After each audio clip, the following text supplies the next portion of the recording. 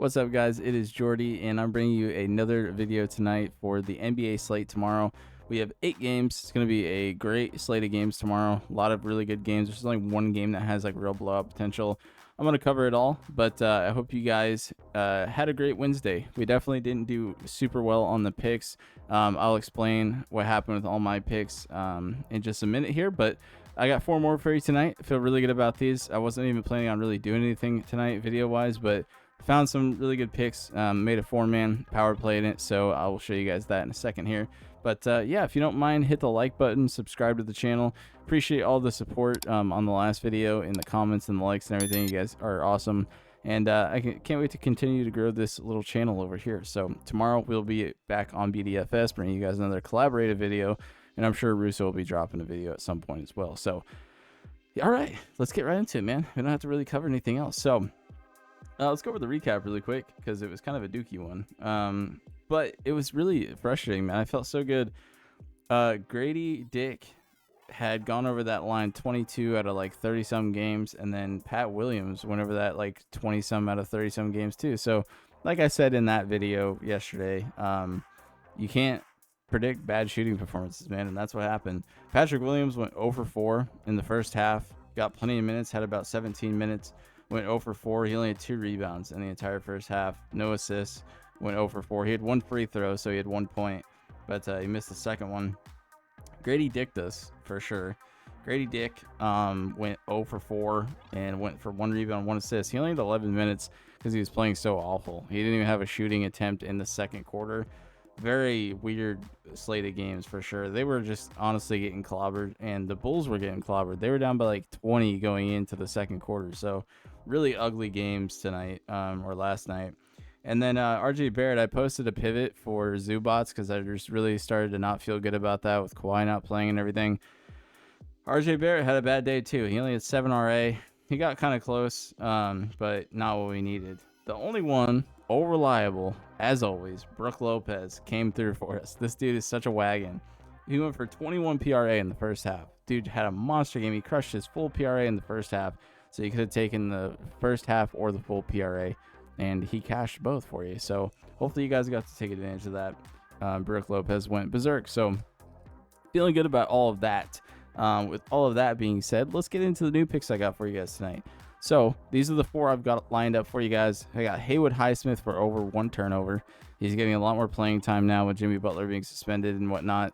They're moving Jaquez, whatever his last name, Jaime Jaquez.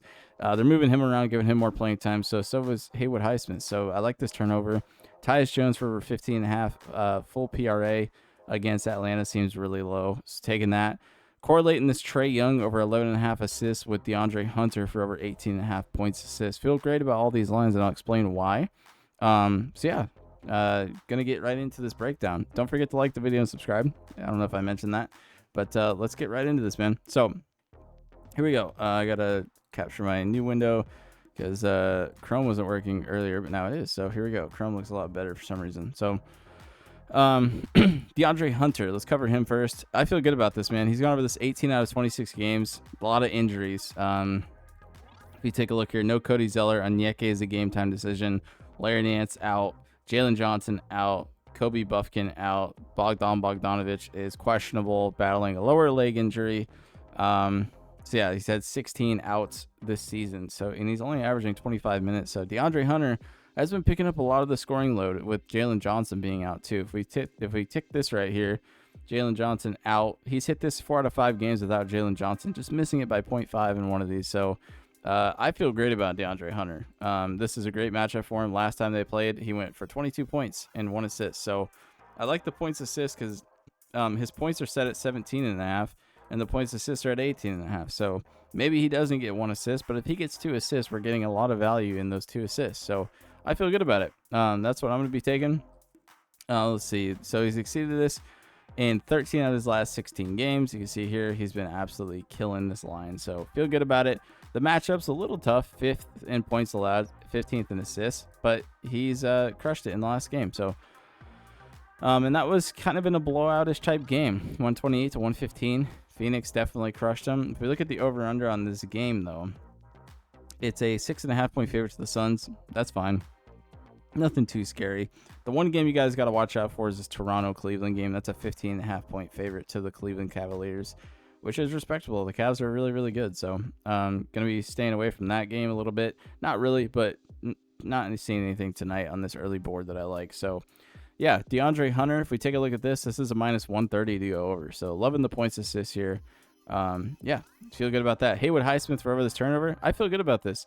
The guy turns the ball over quite a bit. If you look at his last 20 games, he's done this 14 times. We just need one turnover. He goes into some of these games with 2 to 3 turnovers. They're going up against Utah, who is first in forced turnovers. Surprisingly, they play good defense. So 5th to his position. But if you look at his minute share here over the last 5 games since Jimmy Butler's been suspended, he's been getting a lot of time. Kevin Love's out for personal reasons. Josh Richardson dealing with that heel inflammation. On the side of the Jazz, though, I mean, no Keontae George, no John Collins, no Jordan Clarkson. It's probably going to be a wash of a game. But I think Haywood Highsmith is going to get enough time to turn the ball over in this game. He's done it twice already on the low minute share. So coming in with like a 25 to 35 minute share is what I'm expecting. I think he's going to cough the ball up one time because defense is coaching, right? Like, yeah, a lot of the good defenders are out, but defense is coaching. Colin Sexton's still going to be there, and that dude's a scrappy little rat, so he's going to be looking for some turnovers and stuff like that too. So feeling good about that. Haywood Highsmith, this is not juice to go over. It's a minus 129 to go under on daily grind, but I don't know. I feel the opposite about it. I feel like he's going to turn the ball over. So that's just a little personal opinion. I think it looks pretty solid. So 19 out of 33 games on the year with a very low minute share. He's already turned the ball over 19 times. So giving him more minutes, as you can see in this one game where he played, 40 some minutes. He didn't have a turnover in that game, actually. Against Sacramento, it's kind of surprising. But in a 26-minute share game against the Pelicans, he had 2 or 3 turnovers. Yeah, 2 turnovers. So, I don't know. It just kind of depends. 37 minutes, 3 turnovers. I like it. I think Utah is going to be a very fast-paced game. 19th in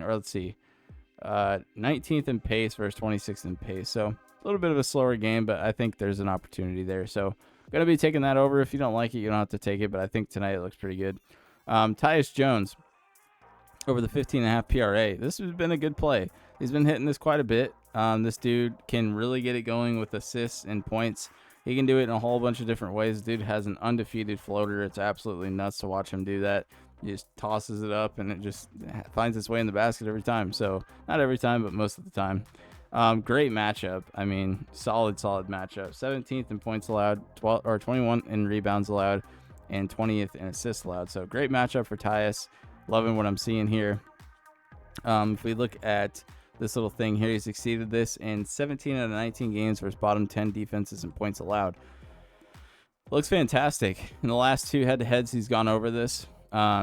He hasn't done it with the Suns yet, so obviously it's a lot different of a scheme here, but in 2024 he's been crushing this line. So if we look at the injury report here, only Royce O'Neal is out, so it really doesn't affect him too much. But on the other side, again, Jalen Johnson's out, Larry Nance is out, and Onyeka is a game time decision. Bogey's a game time decision, so it's going to be an interesting one. If we look this up, I actually haven't looked at the odds on this one yet. I just really like the way the play looks. The PRA is favored to go under at a minus 121, so maybe you don't like it, but I'm going to be rolling it for sure. His points are favored at a minus 130. I just like the full thing because the dude can do it all. He can get rebounds. He can get assists. If you look at his last 10 games here, 4 rebounds, 4 assists, 3 rebounds, 4 assists, so on and so forth. I think he can get it done in points alone if he has a good enough night. But feeling good about Tyus in this one. Trae Young assists is always a good play. I think he's going to have to get over this 11.5 assist line if they're even going to have a chance in this game. I think the scoring, if you look at the head-to-head, the last time they played, he went for 32. So maybe you like the points assist where he went for 47. But I think the assist makes the most sense. I think they're going to key in on him with no Jalen Johnson. I think they're going to, just really try to shut him out of the game. So I think the assisting makes the most sense. I think DeAndre Hunter, those guys, if Bogey plays, are going to be the ones scoring most of the points. I think Trae Young will still get 20-some points probably. He'll probably get around 20 to 25 points. I could see him even going for 30. But I don't want to take a risk on the points personally. I just want the points or the assists here. So he went for 15 assists in the last matchup on 42 minutes. That game ended in a 129 to 120 win for the Hawks. So Yeah, I think there's gonna be a little bit of Hawk Tua going on. So I'm sorry. I think Trae Young's gonna go ham though. I think the 11.5 assists is low. I think he'll get over that. Let's see if Daily Grind agrees with me. Trae Young points, rebounds under is the highest play. The assists are juiced to go under as well, minus 127. Maybe I'm wrong, but like I said, the points assists are juiced to go over. So if you want the points in there, go for it. I just think they're gonna really try to lock him down. If we look at the over under for this game, 6.5 point favorite to the Suns. I think I covered that earlier. Makes sense. That Miami and Jazz game, only a 5.5 point favorite to the Heat. So, you know, Sexton and those guys, man, they've been scoring while the other guys have been gone. So I think they'll keep it competitive for sure. Is there any other one I missed? Let's see. No. Yeah, so we got 3 in the Suns game, and then just 1 for the Heat game. So yeah, that's gonna cover it all for me, guys. I got this locked in already. Power playing it for sure. Feel good about this. So if you want to, you know, support the channel, like I said, go ahead and subscribe. If you want to check out the Discord, man, the Discord is awesome. There will be a link in the description to join that through Patreon. Or if you want to go do the BDFS deal over at Backdoor Fantasy Sports, you can sign up with our parlay play code and get 30 days in the Discord as well. You use code BACKDOOR over at on Parlay Play, and then email us at bdfantasysports@gmail.com. We'll get you hooked up to 30 days if you want to hook us up in that way. But if not, you know, just join the Patreon or do your own thing. I really don't care. So I hope you guys enjoyed the video, man. God bless you guys. Have a great night, and I'll see you guys in the next one.